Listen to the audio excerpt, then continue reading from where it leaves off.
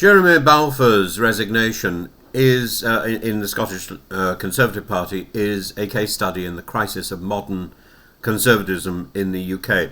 Here we have a senior Scottish Conservative MSP with a man with long service leaving his party not in a fit of pique but with a carefully written indictment. His words are heavy with meaning. He says the party has fallen into the trap of reactionary politics, it is chasing cheap headlines, and that its leaders are uninterested in genuine policy innovation, particularly around social justice and social security. This is important because Holyrood foreshadows Westminster. The exodus of moderate Conservatives in Edinburgh points to what will soon become a wider phenomenon, defections to independence-leaning parties, to the Liberal Democrats, and eventually, sadly, to Reform. Once a party begins to fracture along these lines, it rarely recovers. At the moment, Scottish Conservatives are hemorrhaging credibility. Jamie Green defected to the Lib Dems earlier this year, warning of a Trump-esque turn in rhetoric. Now Balfour exits not to another party, but as an independent, an act that tells us the Tory brand itself has become toxic. Each departure erodes Russell Findlay's authority and strengthens the perception that his leadership is at a dead end. Translate this into Westminster. Moderates in the party feel alienated by a lurch to the right, but also by managerial incompetence, as demonstrated by Kemi Badenoch clinging to power like some sort of lemming holding on to the cliff edge.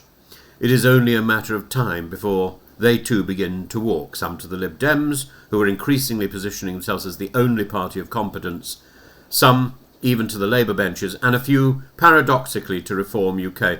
That last option is not about moderation, but about protest and frustration with the vacuum of leadership. This rearrangement heralds the destruction of the Conservative Party, the longest-running political party in the UK, and I think in the world. It may be that after the next general election, the Conservative Party, as presently constituted,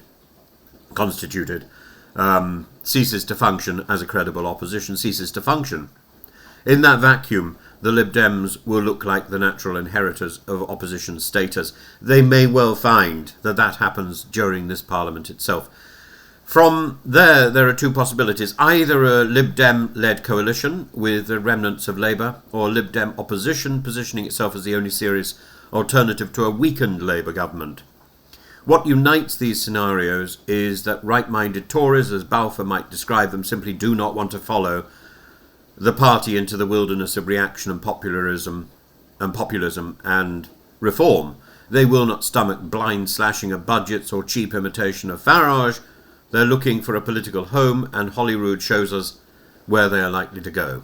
In short, Jeremy Balfour's resignation is not an isolated act of conscience, it's a signal of collapse and the disintegration of the Conservative Party. Something I've been talking about for over 8 months in Scotland is the dress rehearsal for what is about to unfold in Westminster. Once the fissures open, once people see the departure is survivable, the exodus will accelerate. And when it does, the party of Baldwin, Macmillan and Thatcher will not survive the decade.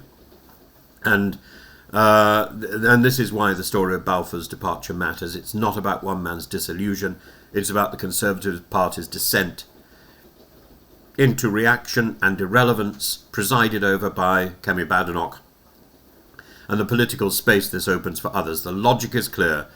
If the Tories cannot recover, the Lib Dems may be best placed to prove themselves as a credible alternative, while Reform welcomes the home of protest and populism. Holyrood today shows us Westminster tomorrow. The disintegration has already begun.